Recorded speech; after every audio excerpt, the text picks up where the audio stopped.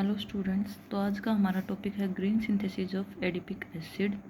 Adipic acid is a bulk chemical used for production of nylon 66 and केकोल. It is produced annually in more than 2 million kg. So what is the adipic acid?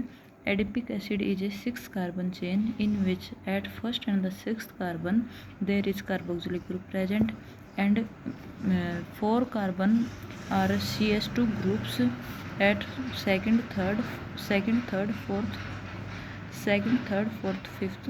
fourth and fifth position. ठीक है, बीच में चार यहाँ पे क्या है CH2 groups present होते हैं और एंड्स पे क्या होते हैं, टर्मिनल्स पे COH ग्रुप प्रेजेंट होते हैं. तो most of the industrial processes uses HNO3 in the for the oxidation of cyclohexanone and cyclohexanol. The traditional method for the preparation of adipic acid is we treat benzene with nickel in the presence of Al2O3. It converted into cyclohexane. Then we treat it with cobalt in the presence of oxygen. We find out cyclohexanone and cyclohexanol. Then we treat it with concentrated HNO3, copper and NH4NO3 at 60 to 80 degree Celsius temperature. It converts into adipic acid plus nitrous oxide. तो nitrous oxide का जो formula होता है वो होता है N2O. ठीक है, यहाँ पे भाई N2O है वो साइड प्रोडक्ट है, इसकी हमें कोई भी रिक्वायरमेंट नहीं होती है. लेकिन क्या है, जब हम इस प्रोसेस से एडिपिक एसिड को प्रोड्यूस करते हैं तो N2O बनता ही है. और आप सब जानते हैं N2O क्या है भाई, एक हजार्डस सब्सटेंस है. एक तो ये साइड प्रोडक्ट है, वेस्ट प्रोडक्ट है. दूसरा क्या है, it is responsible for the ozone depletion. It is also responsible for the global warming. That's why we does not proceed this process because there is dangerous possibility. Another reasons for this reaction are we use HNO3 for this reaction to oxidation. But as we know that HNO3 is a strong acid which is very harmful, and also benzene is a carcinogenic agent. It also causes leukemia.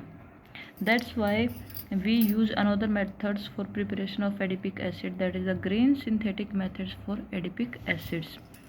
Now various oxidants like KMnO4, CrO3, KO2 have used for synthesis of adipic acid from cyclohexanone to cyclohexanol, but they are hazardous, explosive, create lots of deoxygenated compounds as waste. इसलिए हम इन oxidants को भी क्या है use नहीं करते हैं, KMnO4, CrO3, KO2. That's why H2O2 is ideal oxidant because it has high oxygen content. H2O is co-product, inexpensive है, produced in large quantity for use of bleach. तो ग्रीन मेथड क्या है, ग्रीन मेथड वो method है जिससे क्या कहना हो भाई, नो हार्श केमिकल. जिसमें क्या है, ग्रीन मेथड ऐसी प्रोसेस जिसके अंदर क्या हो, हार्श केमिकल्स का यूज ना हो. ग्रीन सोलवेंट यूज किए जाएं. यूज ऑफ रिन्यूएबल रिसोर्सेज, ऐसे रिसोर्सेज जो क्या है रिएक्टेंट है वो ऑटोमेटिक क्या होते रहे भाई, प्रोड्यूस होते रहें. नेक्स्ट है लेसर वेस्ट और साइड प्रोडक्ट, और जो एक्स्ट्रा जो डेरिवेटिव प्रिपेयर होते हैं वो भी क्या हो भाई, लेस नंबर ऑफ प्रोड्यूस हो. और जो लास्ट पॉइंट है वो क्या है, for the green synthesis is safe route for the environment as well as for the human beings. ठीक है, तो इसके लिए हम क्या करते हैं, साइक्लोहेक्सानोन, ठीक है, इसको ट्रीट करते हैं with 30% H2O2 in the presence of H2WO4. ये क्या है भाई, tungstic acid at 90 degree Celsius temperature. And for this reaction proceed for 20 hours, यानी 90 डिग्री सेल्सियस टेम्परेचर हमें मेंटेन करके रखना है. और क्या है, साइक्लोहेक्सानोन को ट्रीट करना है विद 30% H2O2 के साथ. ठीक है, तो यहाँ पे हमारे पास जो प्रोडक्ट आएगा वो क्या हो जाएगा भाई, एडिपिक एसिड. साथ में हम इसको दूसरे प्रोसेस क्या कर सकते हैं, साइक्लोहेक्सानोल को ट्रीट करेंगे 30% H2O2 के साथ in the presence of tungstic acid at 90 degree Celsius temperature for 20 hours. We found adipic acid. Now H2O2 plus H2WO4, यानी कि जो ग्रीन ऑक्साइड है हमारा, ग्रीन पर ऑक्साइड प्लस टंगस्टिक एसिड, दोनों मिलके क्या बनाते हैं भाई, H2WO2 O2 twice, OH twice. ये क्या है भाई, वाटर सोल्यूबल है, ठीक है। अब क्या है, ये रिएक्शन प्रोसीड कैसे होगी, H2O2 प्लस H2WO4 को स्टीयर करेंगे in open air at 90 degree Celsius for 20 hours. H2O2 plus H2WO4 को किसके साथ, जो हमारे स्टार्टिंग एलिमेंट्स हैं साइक्लोहेक्जेनोल और साइक्लोहेक्जेनोन, ठीक है, इनमें से किसी एक को लेके उसके साथ में H2O2 और H2WO4 को स्टीयर करेंगे एट 90 डिग्री सेल्सियस, तो हमारे पास प्रोडक्शन हो जाएगा एडिपिक एसिड का। It is obtained in crystalline powdered form which is dried and filtered to get the pure adipic acid। ये जो डिस्कवरी हुई थी साइंटिस्ट ने, ये हुई थी भाई 2013 में, और जनरल कम्युनिकेशन के अंदर क्या था, प्रिंट हुआ था इन योको जापान में। अब जो सेकंड मेथड है फॉर द